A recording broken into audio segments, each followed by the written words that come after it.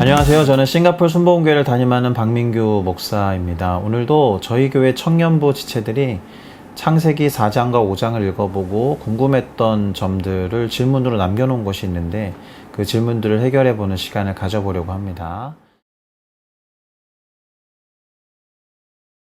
자, 우선 라멕이 노아를 낳은 후에 그의 이름을 노아흐라고 지었죠. 그리고 그 이름의 뜻은 우리가 잘 알고 있습니다. 안식, 쉼, 위로 이런 뜻을 갖고 있는 단어죠. 자, 그런데 어떻습니까? 보통 부모님들이 자식의 이름을 지을 때 당연히 자식들이 어떤 존재가 되기를 바라서 또 어떻게 살기를 바라는 마음을 담아서 이름을 짓잖아요. 그쵸? 그러니까 라멕이 노아의 삶을 생각하고 그렇게 살기를 바라는 소망을 담아서 그렇게 이름을 지었을 수 있겠죠. 그리고 한 가지 그 창세기에 보면은 하나님께서 아담에게 짐승들의 이름을 짓도록 하는 장면이 나오거든요. 일종의 인간에게 맡겨주신 통치 행위라고 볼 수가 있습니다. 인간의 결정과 선택을 존중하신다라는 측면이 있다는 거죠. 자, 그런데 하나님의 예언 그리고 약속의 말씀을 그에게 주신 것인지 확신할 수는 없습니다. 성경에 이렇게 나와 있지 않으니까요. 그렇지만 결과적으로 노아를 통해서 전 인류는 구원을 얻어서 새롭게 다시 출발할 수 있게 되었다라는 점에서 전혀 틀린 말은 아닌 것 같습니다. 그럼에도 불구하고 반드시 짚고 넘어가야 하는 것은 그러한 약속, 그러니까 라멕에게 하나님이 너의 아들을 노아라고 지어라 그렇게 명령하셨다라는 기록은 없다라는 말씀을 드려야 할 것 같습니다. 출발은 라멕의 소망과 그리고 아들을 축복하는 의미에서 이름을 지었겠지만 결국 그 이름대로 노아를 통해서 하나님은 인류를 생존시키시고 다시 번성케 하는 기회를 허락해 주셨다라는 겁니다. 일단 간단하게 답하면 그렇게 봐야 할 것 같습니다. 우리도 하나님 앞에 서게 될 때 썩지 않을 육체, 성경에는 신령한 육체라는 표현이 나오는데요. 신령한 몸을 힘입어서 나아가게 될 거거든요. 그러니까 아마 에녹도 육체를 입은 그대로 하나님 앞으로 나아갔다라고 할 수 있을 거예요. 물론 그렇게 승천하는 순간에 그의 육체가 신령한 몸으로 변화되었는지에 대해서는 알 수가 없습니다. 어쨌든 육체 상태 그대로 하나님이 데리고 가셨다라는 것은 분명해 보입니다. 에녹 이후에도 수천 년이 지난 뒤에 엘리야라는 선지자도 불병거를 타고 하늘로 올라갔는데요. 마찬가지로 육신을 입은 그대로 하나님 앞에 올라간 것으로 봐야 할 테고 또 예수님도 부활하신 후에 육체를 입고 그대로 승천하셨기 때문에 우리는 그렇게 보는 것이 성경적으로 옳다라고 답할 수 있을 것 같습니다.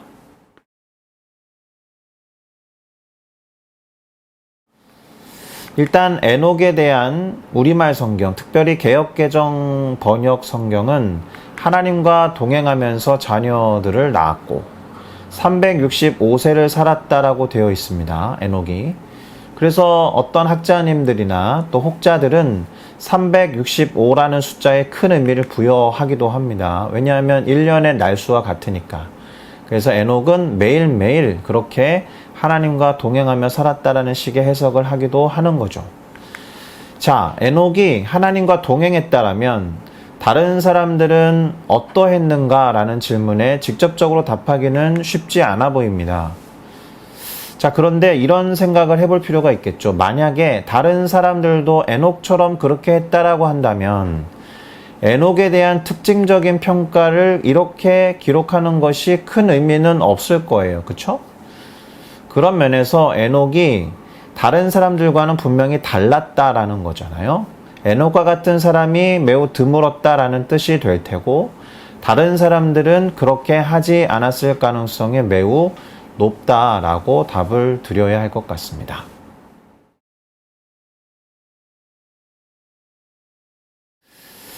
우선 라멕은 자신의 죄에 대해서 심한 죄책에 시달린 것으로 봐야 할 것 같아요. 자기 스스로 판단을 해봤을 때에도 가인보다 자신의 죄가 그만큼 중하다고 생각한 거였겠죠.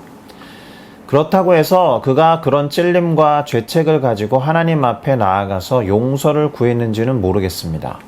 그보다는 가인의 계보에서 살인이라는 죄가 또 발생했다라는 점이 의미가 있다라고 해야 할 것 같아요. 물론 그렇다라고 해서 죄가 되물림 된다거나 무슨 가계에 흐르는 저주가 있다라는 식의 이야기를 가인과 라멕의 계보를 근거로 해서 말할 수 있는 것도 아니다라고 생각합니다.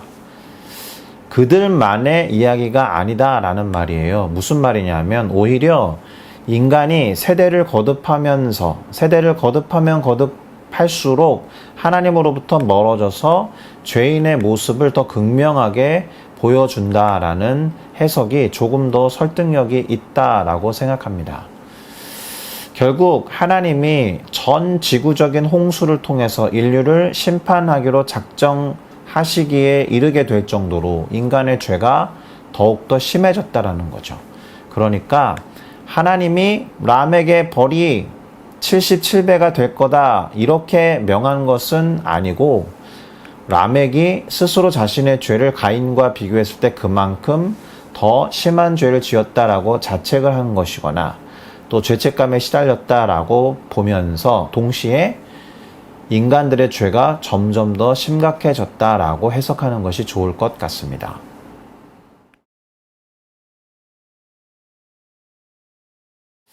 자, 이 질문은 하나님이 왜 죄인을 용서하시는가라는 질문으로 확장해서 생각해 볼 수가 있습니다. 그런데 용서해 주셔야 하지 않을까요? 만약에 하나님이 죄인을 용서해 주시지 않는다라면 우리 모두는 지금 여기에 존재할 수 없었을 테니까 어떤 면에서는 우리의 간절한 바람과 소망이 아닐까 하는 생각이 들 정도입니다. 자, 하나님은 일단 죄 자체를 용서하는 분은 아닙니다. 그러나 죄를 지은 사람, 죄인이라고 부르죠. 죄인을 용서하시죠. 제가 지금 죄와 죄인을 구분해서 말씀드렸습니다. 하나님은 죄에 대해서는 반드시 심판을 하시죠. 그리고 죄값을 치르게 하십니다. 예수님께서 친히 그 죄값이 되신 거죠. 자, 왜 가인을 용서해 주셨는가 하는 질문에 대한 대답은 그래서 하나님이 용서하시는 하나님이시기 때문에 그렇습니다. 하나님이 사랑이시기 때문에 그렇습니다. 하나님이 은혜와 긍휼, 자비와 인자하심이 넘치시는 하나님이시기 때문에 그렇습니다. 가장 심플한 대답은 뭐겠어요? 하나님이 사랑이시기 때문이고 죄인일지언정 사람들을 사랑하셨기 때문에 그렇습니다. 할렐루야.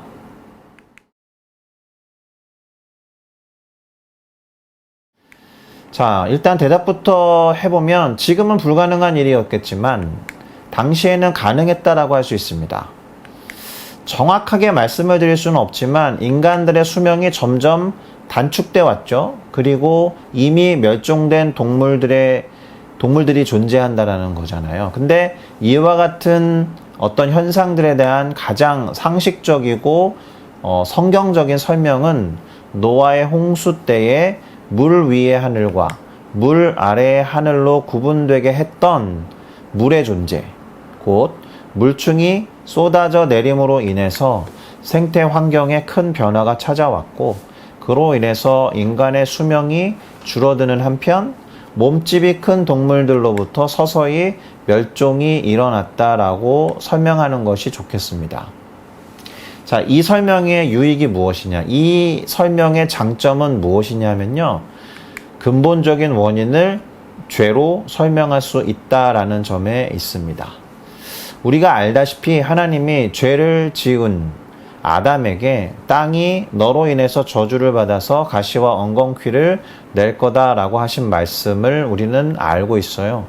그 말씀을 근거로 할 때 죄의 결과로 인해서 환경과 여러 가지 상황들이 저주를 받고 그로 인해서 영적이고 근본적인 죽음을 포함해서 육체적인 죽음, 곧 사망도 임하게 되었다. 이렇게 설명할 수 있겠습니다. 그러니까 영적으로 죽음과 동시에 점점 육체적으로도 수명이 단축되고 멸종과 같은 현상들이 일어날 수밖에 없었다. 바로 죄의 결과물이다. 이렇게 설명드릴 수 있겠습니다.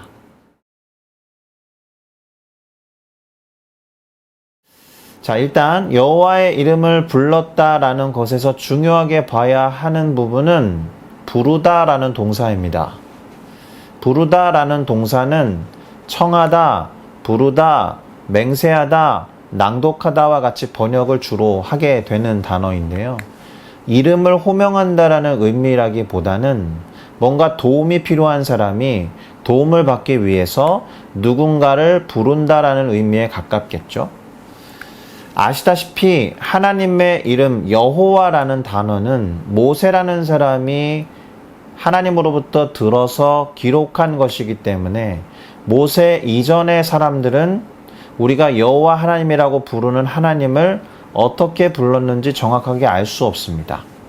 그러니까 그때 여호와라는 이름을 불렀다라는 것은 설득력이 없는 거죠. 자, 다시 말씀드립니다. 그러니까 이 구절에 나와 있는 여호와의 이름을 불렀다라는 것은 이름에 방점이 있는 게 아니라 절대자 하나님을 불러서 도움을 요청하고 간청했다라고 해석하는 것이 좋을 거다라는 거예요. 자, 셋이 에노스를 낳았고 그때의 사람들이 비로소 여호와의 이름을 불렀다라는 것은 하나님께 도움을 요청하는 기도와 간구를 비로소 하기 시작했다라고 볼 수 있을 듯 합니다. 그 전에는 그런 일이 없었을까라는 질문이 또 떠오르기도 할 텐데요. 일단 에노스라는 사람 있잖아요. 에노스라는 그 이름이 가진 의미가 연약한, 치명적인, 대단히 심각한 이런 의미를 갖고 있거든요.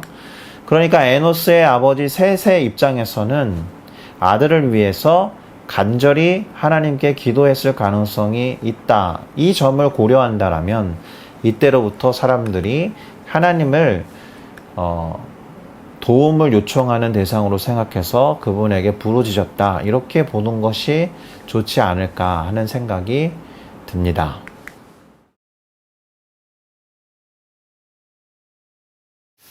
재미있는 질문 맞는데요. 그런데 그 지루함이라는 감정을 한번 생각해 보시면 그 감정은 대단히 주관적이고 상대적인 거라는 생각이 듭니다. 얼마 전에 저희 집에 한국에서 손님이 찾아왔고요. 여행을 왔는데 3박 4일 정도 머물다 갔거든요. 9살짜리 꼬마가 같이 왔습니다. 그런데 이 9살짜리 꼬마는 어른들이 얘기하고 대화하는 중간중간에 심심해 라는 말을 매우 자주 하더라고요. 그 친구에게는 어른들의 대화가 전혀 재미가 없었고 지루했다라는 거죠. 반면에 어른들, 우리들끼리 나누는 그 대화는 매우 즐거웠습니다. 시간 가는 줄 몰랐거든요. 그러니까 지루함이나 심심함이라는 것은 어떤 시간의 많고 적음에 달린 개념은 아니다라는 생각이 듭니다. 그렇죠?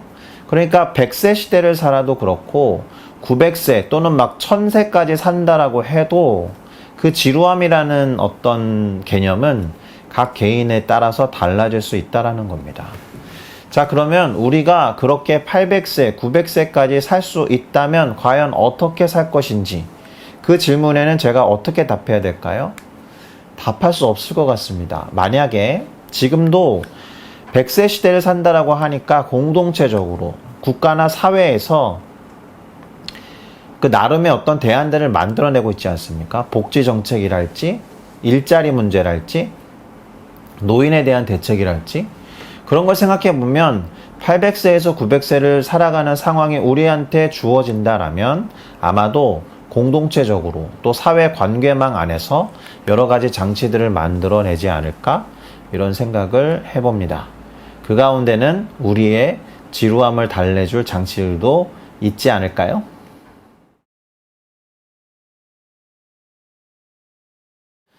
그렇다라고 봐야겠죠. 다른 단서가 나오지 않기 때문에 그렇게 봐야 합니다. 실제로 그 나이까지 살았다라고 보는 게 맞겠습니다.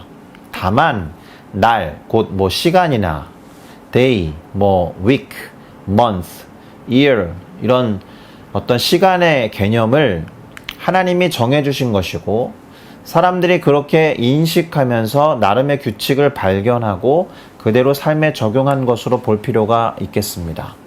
그러니까 이 질문을 하신 분은 800에서 900세라고 했지만 오늘날 개념으로 바꾸면 뭐 200세에서 300세 아니겠습니까? 뭐 이런 식의 질문이었던 것 같기도 한데요. 그렇지 않고 이것은 문자적으로 800에서 900세를 직접 살았다라고 보는 게 합당할 거다라는 생각이 듭니다. 다만 한 가지 고려해야 될 변수가 있는데요. 아까도 얼핏 말씀을 드린 것 같은데 하나님의 이름을 말하면서 이 창세기를 기록한 사람이 모세라고 했지 않습니까? 모세는 그가 살지 않았던 수천 년 전의 이야기를 기록했다란 말입니다. 그럼 그가 어떻게 기록했겠습니까? 자신의 부모 세대, 할아버지 세대들로부터 넘어왔던 무슨 전설과 같은 옛날 이야기를 정리해서 기록했겠습니까? 그렇지 않죠. 우리가 알고 있듯이 하나님이 모세를 시내 산으로 부르신 다음에 계시를 주셔서 기록한 것이라고 보고 있죠. 다시 말해서 하나님이 보여주신 것을 당시 세계관을 갖고 있었던 모세가 바라보고 기록한 것입니다. 이는 모세가 그 계시를 보던 때에 이미 시간이라는 개념, 뭐 빛과 어둠의 개념, 그리고 선과 악의 개념을 갖고 있었던 사람이다라는 뜻이 되는 거예요. 그래서 그 점을 좀 고려해서 창세기의 초반에 모세가 등장하기 전까지의 일들을 조금 고려해서 읽어보거나 이해해 볼 필요가 있겠다라는 생각이 듭니다.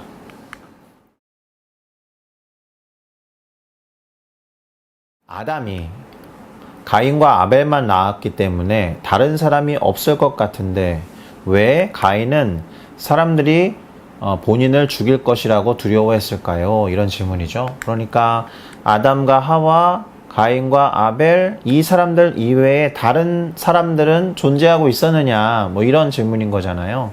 대단히 좋은 질문이라고 할 수 있겠습니다. 일단 최초의 인간 아담을 만들고 그리고 하와 곧 이브를 만들어서 그들로부터 피라미드 형식으로 인간이 번성하게 된 것이라면 가인이 아담과 하와의 자식이니까 다른 인간의 존재를 설명하기가 쉽지 않겠죠. 기록되지 않은 인간이 존재했다라는 의미일까요? 뭐 이런 질문도 들 테고. 자, 그런데 보통은 하나님이 인간을 아담을 시작으로 해서 다수 만들었다라고 보는 견해가 있습니다. 그러니까 만드는 과정이랄지 그리고 인간을 만드는 하나님의 마음이 어떠했는지를 엿보기 위해서 최초의 인간 아담에게 초점을 두고 성경을 기록한 것으로 볼 수 있다라는 겁니다. 이 말은 아담과 하와 이외에 다른 인간들이 존재했다라는 의미가 되는 거죠. 그런데 만약에 이 설명이 아니라면 아담과 하와가 가인과 아벨 이외에 여러 자녀들을 출산했다라고 봐야 합니다. 그래서 어쩔 수 없이 당시에는 근친상간의 방법이지만 그렇게 인류가 동시다발적으로 번성하면서 다른 곳에 흩어져서 살았다라고 보는 견해도 있을 수 있겠습니다. 실제로 하나님께서 생육하고 번성하며 땅에 충만하라 라고 명령하셨기 때문에 그렇죠. 자, 그러면서 어쩌면 하나님을 잘 믿는 이들과 하나님을 잘 믿지 않고 하나님을 잊어버린 어떤 사람들로 점점 분리된 것이 아닐까 이런 생각이 드는데요. 그래서 이후의 본문에 보면 하나님의 아들들과 사람의 딸이라는 표현이 나오는데 그것을 그렇게 하나님을 잘 믿는 사람들과 하나님을 잊어버리고 하나님과 상관없는 삶을 살아가는 어떤 부류의 사람들을 사람의 딸이라고 표현한 것이 아닌가 이런 설명을 해볼 수 있겠습니다.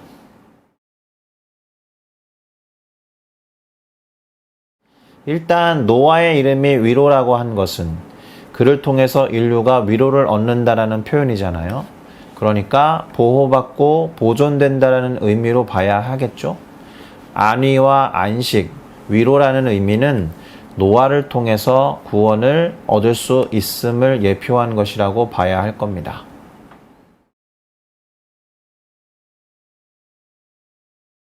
구체적으로 그것이 어떤 표시, 그리고 어떤 사인을 주셨는지는 알 수 없어요. 그러나 아마도 누구나 보면 알아볼 수 있는 표시였을 가능성이 높겠죠? 문제는 그와 같은 표가 과연 얼마나 영향력이 있었는가에 달려 있습니다. 만약에요, 사람들이 하나님의 권위를 인정하지 않는다라면 가인이 아무리 그 표를 보여준다 하더라도 가인을 죽이고자 하는 사람들은 얼마든지 가인을 죽일 수 있었을 것입니다. 자, 그런데 그런 질문이 들지 않습니까? 왜 가인은 자기를 만나는 자마다 자기를 죽이겠다라고 생각했던 걸까요? 두려움에 사로잡혀 있었던 이유가 무엇일까요? 그런 질문을 한번 던져보면서 여러분의 생각은 어떤지 나눠봤으면 좋겠네요.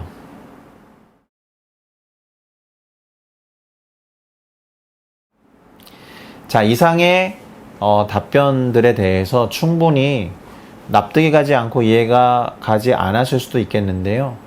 어찌됐든 간에 성경을 읽고 질문을 한다는 것은 관심이 있다라는 표현이기 때문에 상당히 긍정적이라고 생각합니다. 그리고 질문을 했으나 완벽하게 해결되지 않는다라고 해도 우리가 성경을 계속 읽어나가고 공부해 가면서 언젠가는 알게 될 수도 있을 테고, 또 우리가 신령한 몸을 입고 하나님께 갔을 때 하나님께서 그 모든 궁금증들을 해결해 주실 것이라고 저는 믿습니다.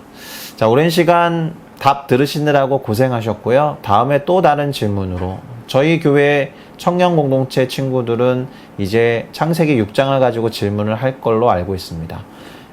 이 영상을 보시는 많은 분들도 한번 같은 질문을 던져보시면 좋을 거라고 생각합니다.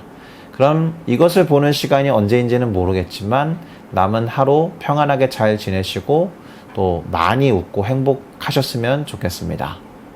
샬롬.